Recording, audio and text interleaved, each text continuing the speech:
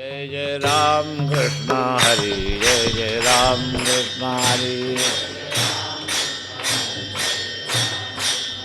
जय जय राम कृष्ण हरि, जय जय राम कृष्ण हरि,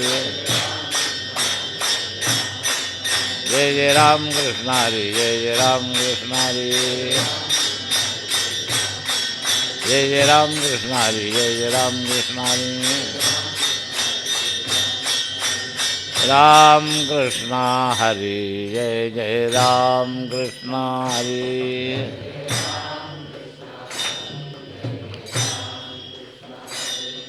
पुंडलीकवरदा हरिविठ्ठल श्री ज्ञानदेव ज्ञानेश्वर महाराज की, जगद्गुरु तुकाराम महाराज, सब संतन की, नाम भगवान की, जय जय श्री राधे श्याम।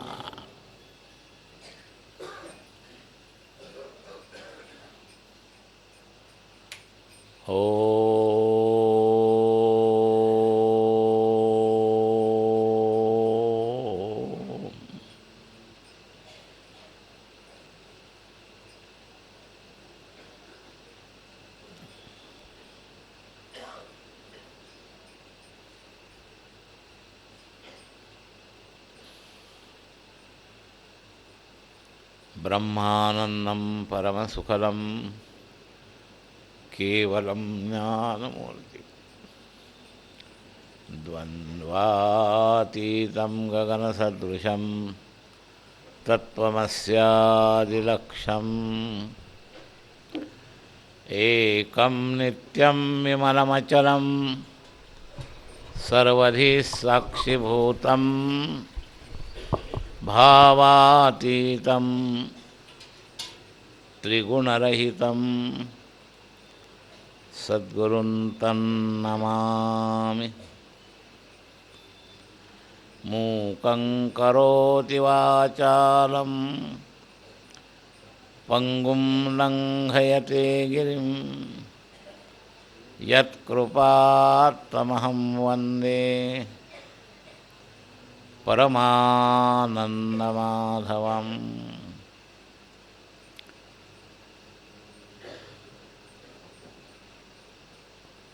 नारायणं नमस्कृत्यं नरं चैव नरोत्तमं, देवीं सरस्वतीं व्यासं ततो जयमुदीरयेत्।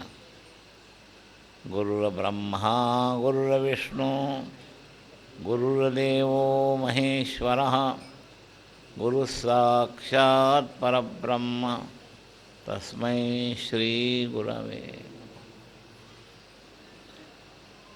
प्रपन्नपारिजाताय तोत्रवेत्रैकपाणये, ज्ञानमुद्राय कृष्णाय गीतामृतदुहे नमः। वसुदेवसुतं देवं कंसचाणूरमर्दनं, देवकी परमानन्दं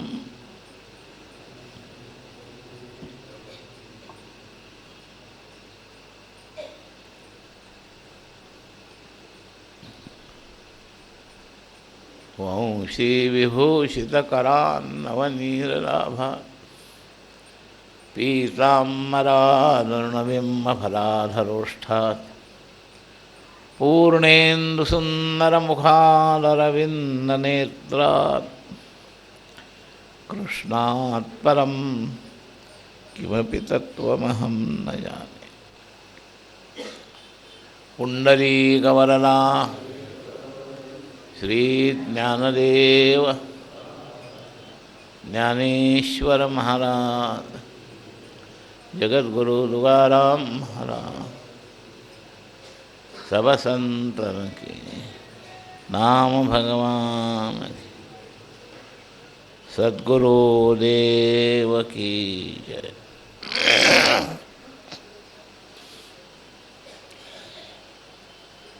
अखिल गुण निधान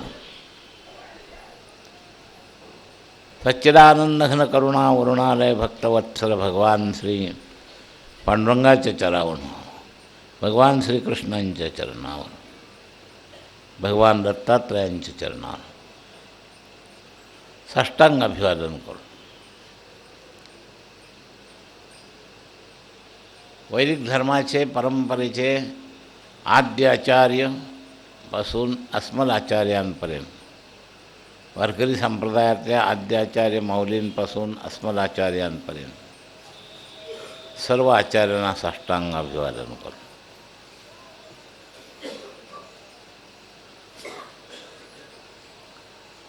उपस्थित सर्व साधक कुण्या ना कुण्या परंपरेतले असतील ते सगळे, या सगळ्यांबद्दल सद्भाव प्रगट करू.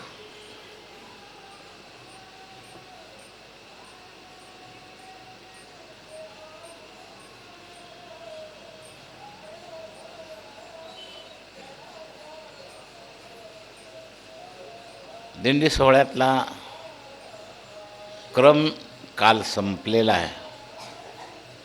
आजचा जो स्वतंत्र उत्सव आहे गुरुपौर्णिमेचा, या उत्सवाच्या निमित्तानं बोधात्मक थोडंसं चिंतन करून आजचा उत्सव प्रारंभ होईल.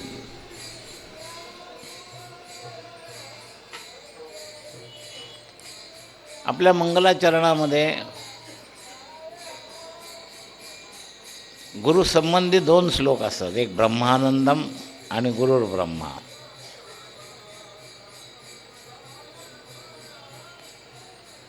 हे गुरुचं स्वरूप वर्णन करणारे आहेत.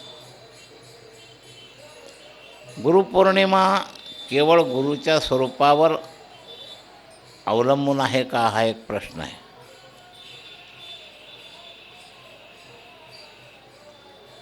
गुरुची पूजा गुरुनी करायची नाही आहे, गुरुची पूजा शिष्यांनी करायची आहे.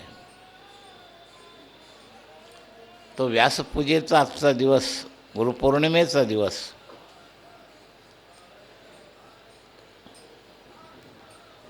आजच्या ह्याच्यात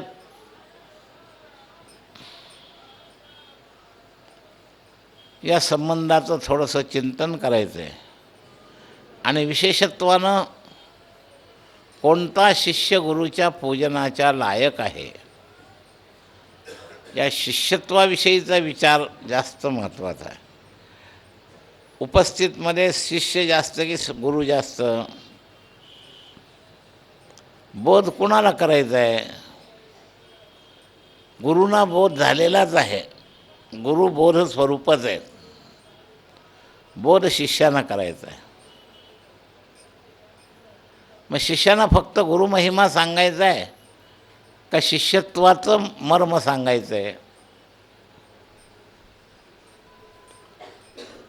गुरुचा महिमा शिष्य होण्याला प्रेरित करत असतो.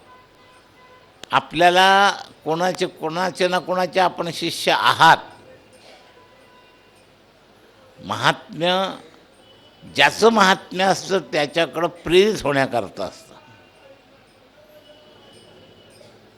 म्हणून गुरुस्थिती, गुरुमहिमा यापेक्षा शिष्यत्वाच्या लायकीचा विचार हा जास्त महत्त्वाचा आहे. कोण्या शिष्यानं गुरुपूजा करायचे, का करायचे, पूजा करण्याजोगं त्या गुरुनी आपल्याकरता काय केलं आहे,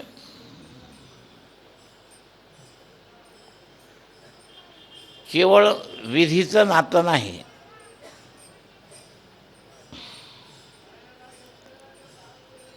काही विधीचे नाते असतात. काही करावं लागत नसतं. सोयरेचं नातं, विधीचे नाते. 2 पार्टीचे लग्न झाले की मुलामुलीच्या परिवारातले लोक एकमेकाचे सोयरे होतात. त्याच्याकरता काय करावं लागतं त्यांना?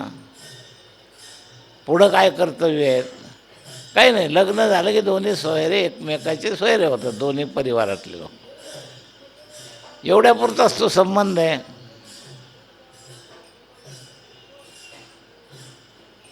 काही संबंधामध्ये उपयोगी वृत्तीनं संबंध असतात, काही संबंध उपभोगी वृत्तीतून असतात. पती सपत्नी संबंध उपभोगी वृत्तीतून आहे. डायव्हर्स का होतात? उपभोगी वृत्तीमध्ये कुठंतरी गडबड झाली म्हणजे डायव्हर्स होतात.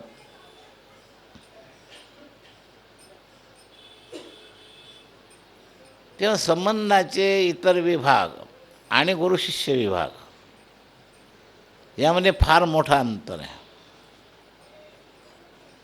काही संबंध उभय संबंधी असतात,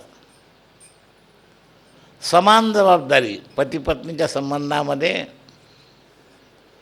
पत्नीबद्दल पतीची पण जबाबदारी आहे, पतीबद्दल पत्नीची पण जबाबदारी आहे. वेगवेगळे संबंध असतात. काहीमध्ये बिना जबाबदारीचे संबंध, सोयऱ्याचा मी सांगितला तो मुद्दा.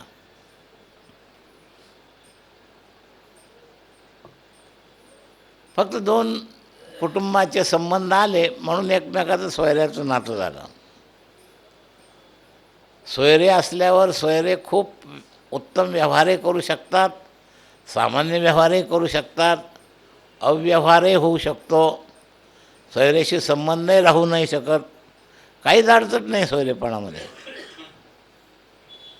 पतीपत्नीच्या संबंधामध्ये उपभोगितेमध्ये प्रतिबंध झाला की ते संबंध समाप्त होतात. काही रक्ताचे संबंध असतात. गुरुशिष्य रक्ताचा पण संबंध नाही.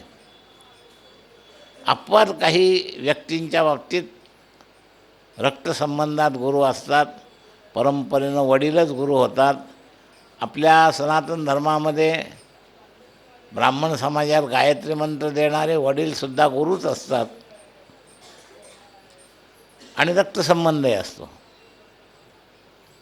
असे काही संबंध असतात.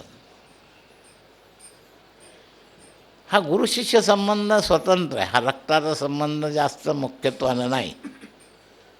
काही ठिकाणी रक्ताची परंपरेत संबंध येतात, काही ठिकाणी.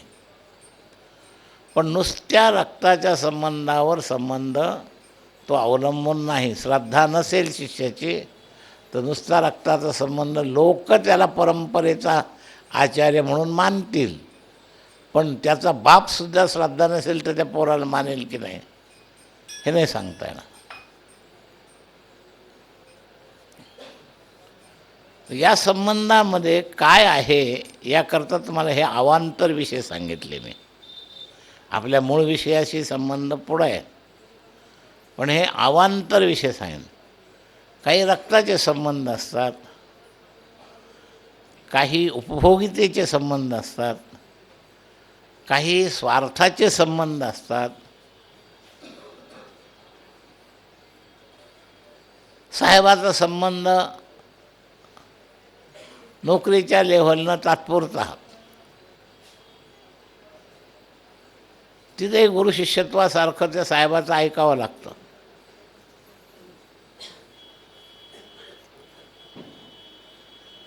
पण या संबंधांमध्ये आणि गुरुशिष्य संबंधामध्ये काहीतरी अंतर आहे. याची सगळ्याची उदाहरणं, पतिव्रतेचं उदाहरणसुद्धा गुरुशिष्य संबंधाकरता अपुरं आहे. कारण श्रद्धेबरोबर उपभोगितेचा अंश सुटत नसतो पती पत्नी संबंधात. आणि गुरुशिष्याच्या ह्याच्यात उपभोगितेचा संबंध नसतो, केवळ श्रद्धेचा संबंध, स्वीकृतीचा संबंध असतो. आणि श्रद्धा आणि स्वीकृतीमध्ये कमी जास्त झालं की दोष होत असतो तो गुरुत्वाकडून नव्हे, शिष्यत्वाकडून.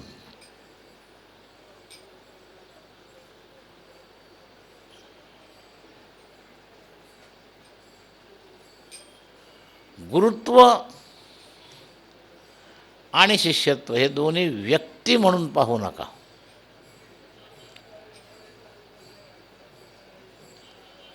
गुरुपौर्णिमाचं विवेचन सगळ्यांना इथं बसलेल्यांना, म्हणजे ज्यांच्या जीवनात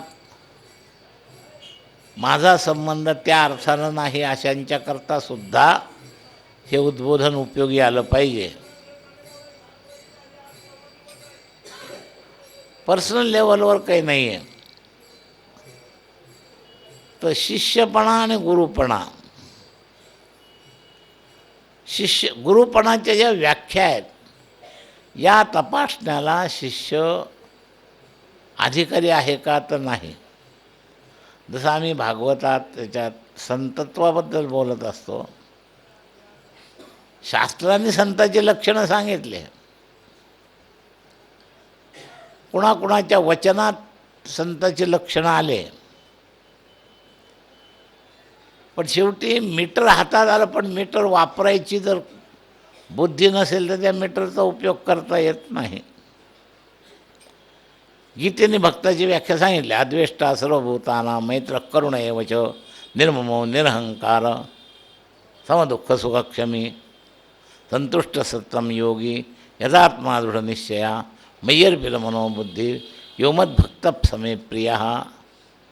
पण मे भक्त हा माझा भक्त, म्हणजे देवाने या भक्ताची व्याख्या करावी का कोणत्याही मानवाने या पद्धतीची व्याख्या करण्याचा आणि तपासण्याचा त्याला अधिकार आहे.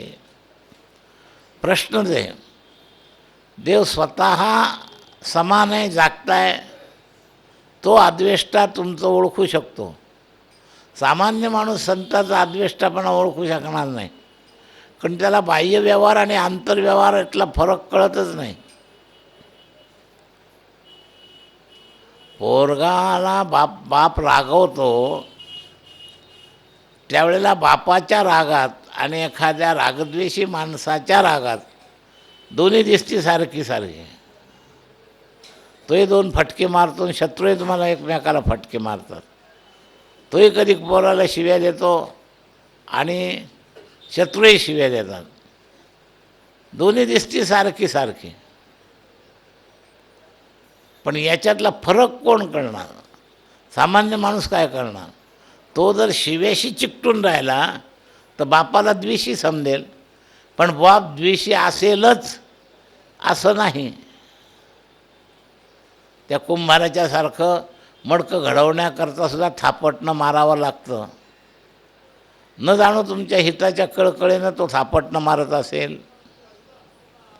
आम्हाला फक्त थापटणंच जर दिसलं, आणि थापटणं मारणं म्हणजे मार आणि थापटणं मार्ग म्हणजे द्वेष, असा जर वरवर अर्थ केला तर आपण बापाला ओळखू शकणार नाही. सर्वेशाम बापाबद्दल बोलत नाही, पण तुमच्या लक्षात आलं असेल माझ्या बोलण्याचा भाव.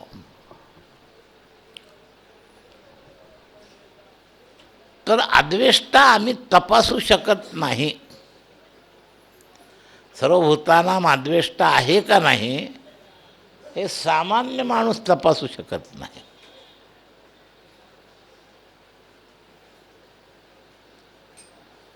देवाने भक्ताची व्याख्या केली, मे भक्त प्रिय, हा माझा भक्त तो प्रिय भक्त आहे हे म्हणले देवाने, बरोबर. देवाने ही लक्षणं सांगितली, देवाला ही लक्षणं तपासण्याचा अधिकार आहे.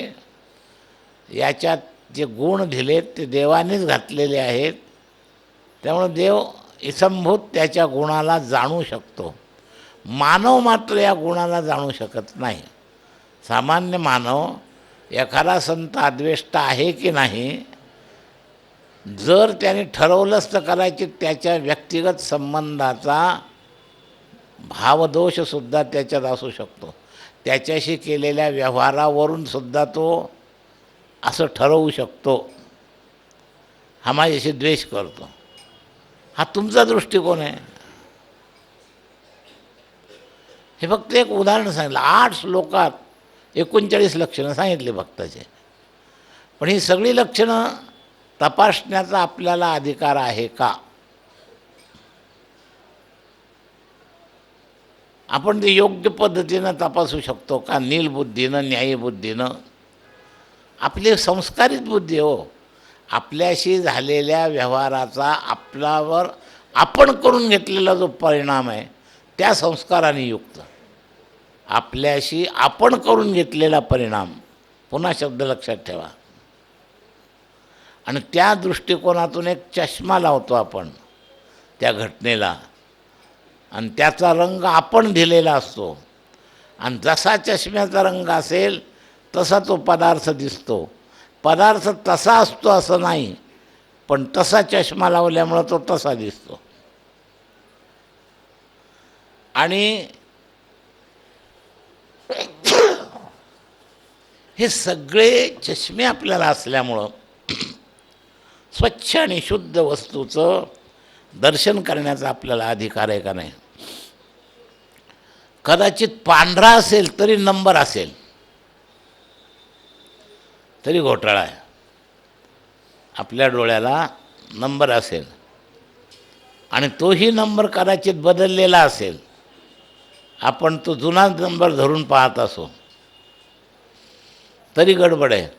म्हणजे गॉगलसारखा हिरवा निळा काळा नाही, पांढराच आहे, पण तरी तो नील आहे असं नाही. त्याला डॉक्टरने दिलेल्या 10 वर्षापूर्वीच्या नंबरनं आत्ता पाहताना बरोबर योग्य दिसेल असं नाही. नंबर वाढलेला असेल आतला तर दिसायला पांढरा स्वच्छ नंबर आहे, दिसायला पांढरा स्वच्छ चष्मा आहे, तरीसुद्धा नील आणि न्यायी बुद्धीचा तो असेल असं नाही. म्हणून मानव संतत्वाला किंवा गुरुत्वाला स्वतः ओळखण्याला सक्षम नाही.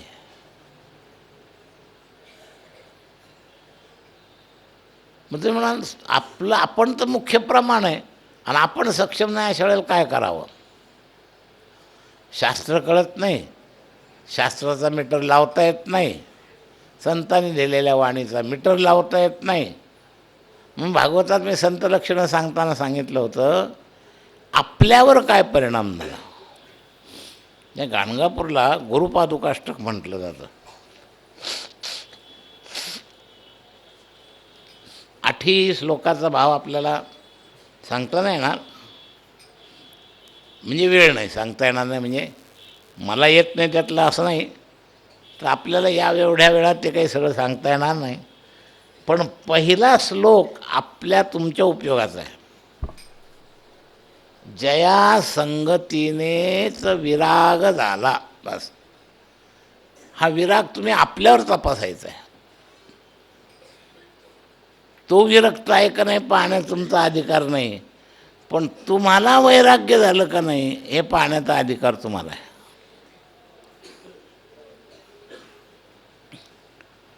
3 मीटर वेगवेगळे सांगितले प्रत्येक या एका श्लोकात. मनोदरीचा जडभास गेला,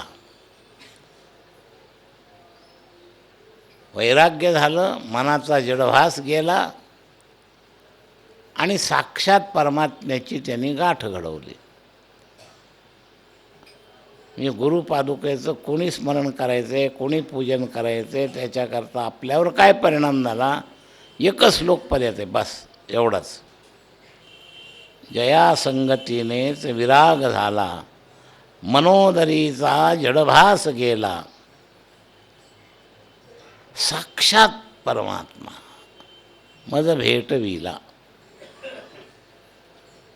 आणि त्याच्याबद्दल शेवटचं प्रत्येक 8 श्लोकाचं शेवटचं चरण आहे, विसरू कसा मी गुरुपादुकाला. अष्टक खूप मोठं आहे, प्रत्येक अष्टकातला एक एक श्लोक आपल्याला काही विशेष दाखवेल. पण आजच्या या ससीम समयामध्ये आपण त्या 8 श्लोकांचा विचार करू शकणार नाही.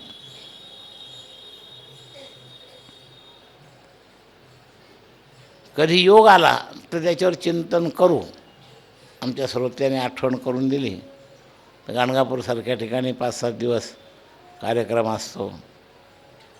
मला ज्ञानेश्वर महाराजांच्या पालखीवर माऊलीसारख्या संतांना आपण गुरु मानतो, तर पालखीबरोबर सारख्यासुद्धा ठिकाणी अशा एखाद्या प्रसंगात याचं चिंतन, असला वेळ, त्याची इच्छा, आम्हाला वेळ देणं हे आमच्या हातातच नाही हो.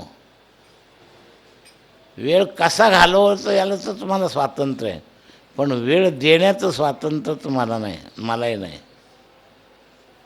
या समष्टी सृष्टीमध्ये मला राहायला आता किती वेळ आहे हे मला सांगता येणार नाही, आणि तुम्हाला किती वेळ आहे हे तुम्हालाही सांगता येणार नाही. लक्षात घ्या. कदाचित साधना दृढ झाली तर थोडाफार आधी काळात समजू शकेल. काही लोकांना मरण समजतं. कदाचित देवाला काही चांगलं करून घ्यायचं असेल, काही वेळेत काही सावधानी करायची असेल, मलाही समजू शकेल, नाही समजणार असं नाही. सात्विक जीवन गेलेलं आहे. पण या क्षणाला मला माहीत नाही मला इथं किती काळ राहायचं आहे पृथ्वीवर, आणि तुम्हालाही माहिती नाही की तुम्ही इथं किती काळ राहणार आहात. तर वेळ किती काळला आहे हे कळणार नाही, पण वेळ कसा घालवायचा हे स्वाधीनता आहे तुम्हाला आणि मला. कशावरून बोललो मी, तर याचं चिंतन करता येईल. पण जर देवाने तुम्हाला मला जर वेळ दिलेला असला, आठवण राहिली तर,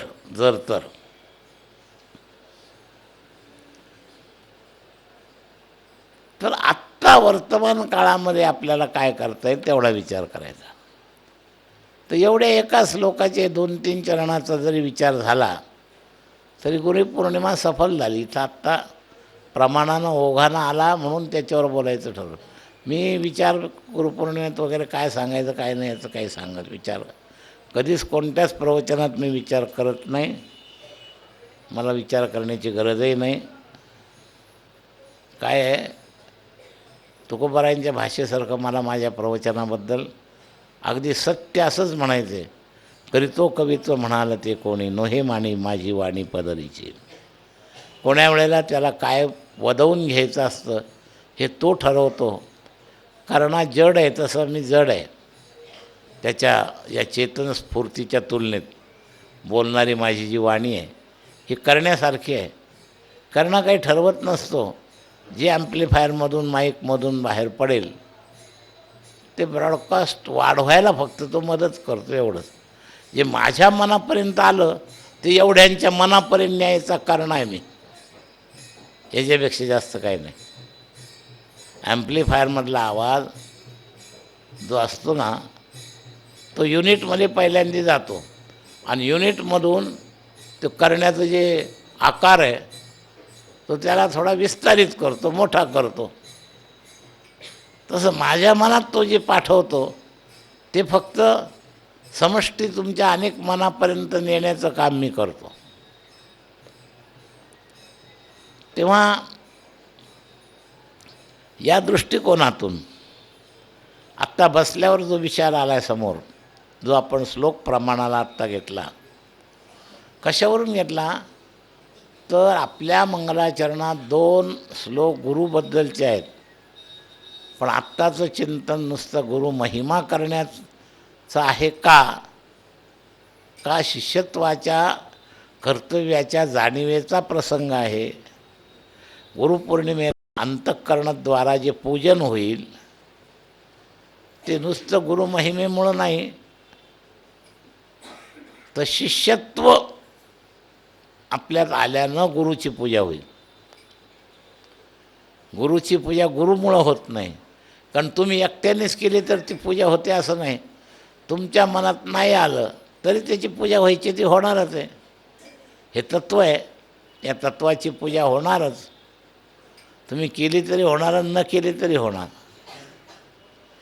मग ती पूजा गुरुत्वाची आहे का शिष्यत्वाच्या उरुणतेची आहे, एवढा विचार लक्षात घ्या. शिष्यत्वावर झालेली जी कृपा असते त्या कृपेतून उरून होण्याकरता जी पूजा आहे ती ही गुरुपूजा आहे. तेव्हा मेन बोधाचं चिंतन आपल्याशी संबंधित आहे. त्याच्याशी आपण का पूजा करायची? तर पहिला मुद्दा सांगितला, विराग झाला. ज्याच्या संगतीमुळं मला वैराग्य झालं.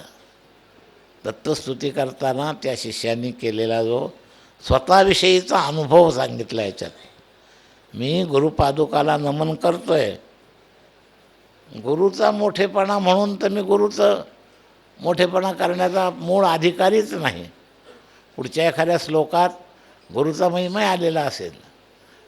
मंगलाचरणामध्ये जसं ब्रह्मानंदम परमसुखलम गुरुचं स्वरूप आहे, आनंद स्वरूप आहे, तो परमसुखरूप आहे, केवळ ज्ञानमूर्ती, द्वंद्वातीत आहे. अशा सद्गुरूचं स्वरूप त्या श्लोकात आलं. किंवा साक्षात तो ब्रह्मा आहे, साक्षात तो विष्णू आहे, साक्षात तो महेश्वर आहे, साक्षात ते परब्रह्म आहे. म्हणून तस्मै श्री गुरवे नमः. हे झालं गुरुस्वरूपाचं प्रभावित होऊन दिव्यतेच्या वर्णनातून त्याला केलेला नमस्कार. पण पर्सनल दृष्ट्या खरी पूजा कधी होईल तर त्याचा आपल्यावर झालेला परिणाम तुम्हाला जर कळाला तर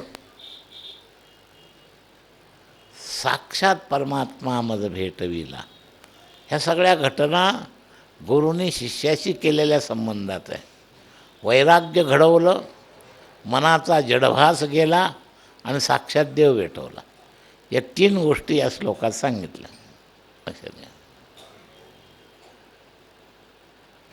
याच्यातल्या एकेका मुद्द्यावर सुद्धा पूर्ण प्रवचन होईल एवढा विस्तार आहे. विराग झाला शब्द पूर्ण वैराग्य लक्षणानं का सापेक्ष? तर वंदनाला सापेक्ष पुरणार आहे. म्हणजे अगदी पूर्वी 12 महिने मी संसारात होतो, आता गुरुसंबंधामुळं 1 महिना वारीला काढायला लागलो. हा सुद्धा काय आहे? सापेक्ष विराग आहे. हा खरं वैराग्य असं नाही. अजून 11 महिने त्या मोहातच मी अडकतो आहे. पण कुठं ना कुठं धक्का बसलेला आहे.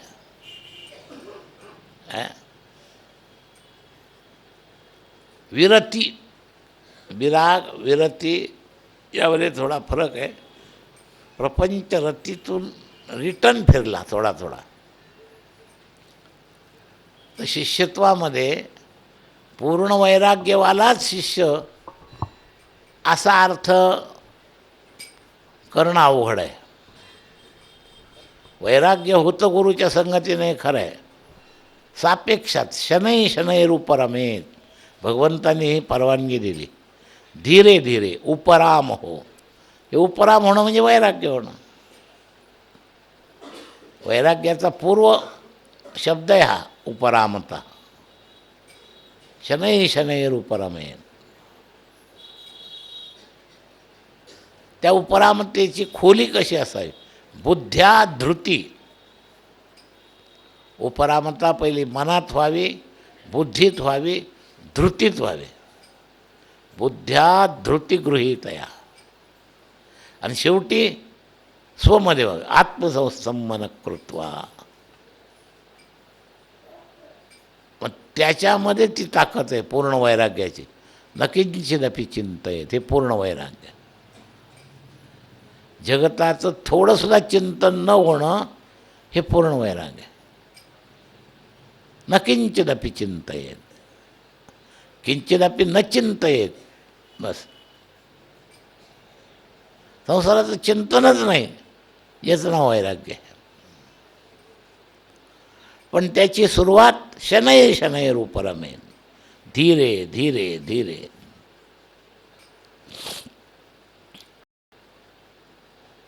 अगदी 1% लोक वैराग्याच्या लेव्हलवर असतील, पण शनै शनैरुपरमेतमध्ये आपण सगळे थोडेफार आहोत. शनै शनैरुपरमेत. जसं यततामपि सिद्धान्माम कश्चिन्माम व्यक्ती तत्वता थोडे आहेत, पण प्रयत्न करणारे भरपूर आहे मनुष्यानाम तरीसुद्धा जगाच्या सापेक्षात कमीच आहेत. सहस्रेषु यततीसुद्धा सहस्रेषु. आणि त्याच्यापुढे येतात सिद्धानाम कश्चिन्नाम वेत्ती तत्वता. तत्वता वेत्ती अजून दुर्मिळ. तर पूर्ण वैराग्यवाला अत्यंत दुर्मिळ, लक्षात घ्या. पण वैराग्याच्या दिशेचा प्रारंभ झालेला असे साधक पुष्कळ असतील.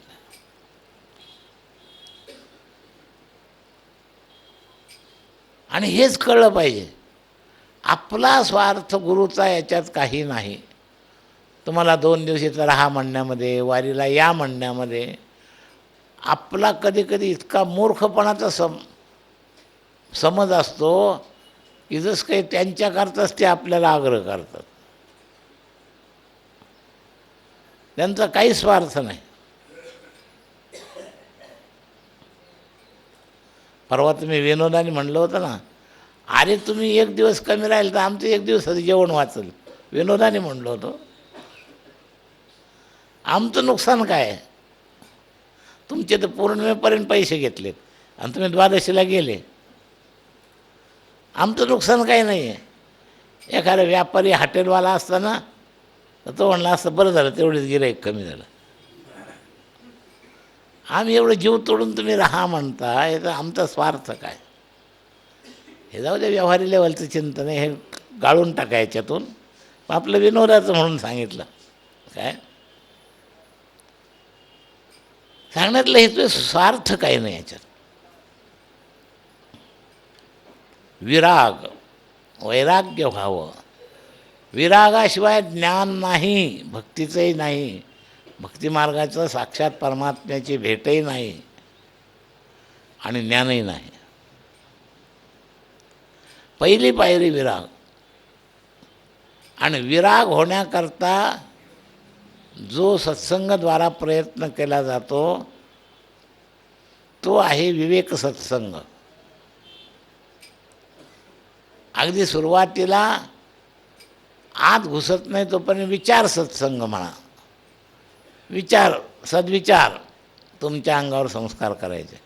खडा लागतो, सद्विचार एखाद्या वेळेला आत घुसतो, मग तो विवेक होतो. आणि विवेक ज्या वेळेला दृढ होतो तेव्हा वैराग्य होतं. आणि वैराग्यातूनच ज्ञान आणि भक्ती प्राप्त होते. भक्तिमार्गाला जायचं तरी वैराग्य पाहिजे, ज्ञानमार्गात जायचं तरी वैराग्य पाहिजे. तेव्हा एकच शब्द वापरला आणि सुरुवात केली या श्लोकाची, या संगतीनेच विराग झाला. आता थोडा आपण आपल्या पद्धतीने तो संबंध लावायचा.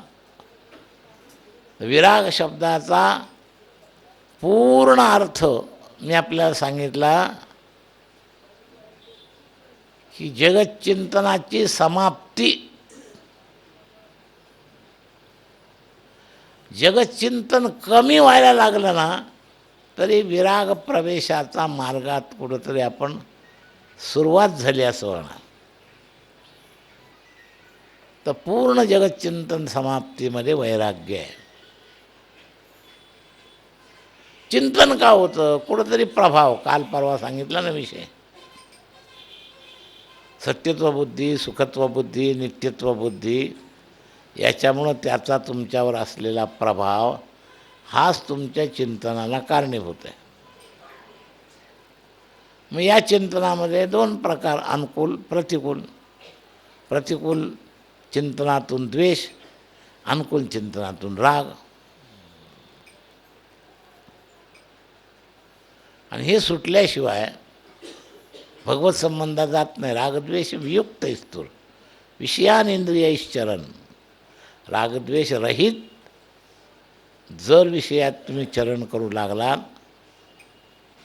तर तुम्ही इंद्रियवश राहणार नाही. आत्मवशैर्विधेय आत्मा, आत्मवश व्हाल आणि मग तुमचं जीवन प्रसाद होईल. प्रसादामध्ये गच्छती. जीवन प्रसाद झालं की अत्यंतिक दुःख निवरेल. प्रसादे सर्व दुःखानां आनिरस्योपजायते. प्रसन्न चेतसो याशो बुद्धी पर्यवतिष्ठते.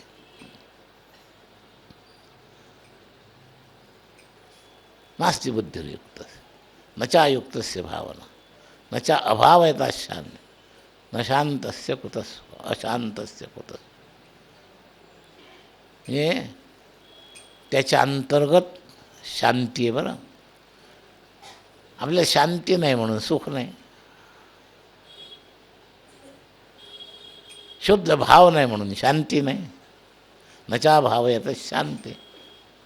आपल्या कालच्या अभंगात भाव शब्दाचा खूप जोर होता. भावे चरणी ठेवा माझा. भाव आणि शांती. भावाचं देव दुसरं फळ. पहिलं फळ आहे शांती, मग दुसरं फळ आहे देव. हे खालच्या टप्प्यावरचं फळ आणि वरच्या टप्प्यावरचं फळ. शांतीच्या वरच्या टप्प्यावरचं फळ परमात्मा आहे. आणि शांती हेच परमसुख आहे संतांच्या हिशोबाने. शांती परते नाही सुख, ये राहू घ्यायचे दुःख.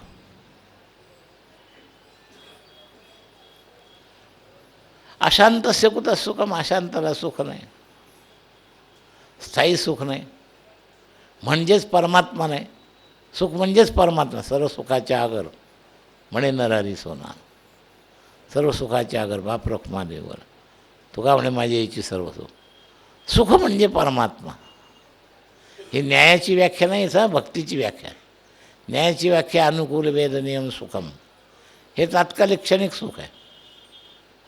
तोहीच शब्दगृहीत नाही धरलेला. अशांतस्य कुतः सुखम. इथं सुख म्हणजे परमात्मा. परमात्मा प्राप्तीपूर्व शांती.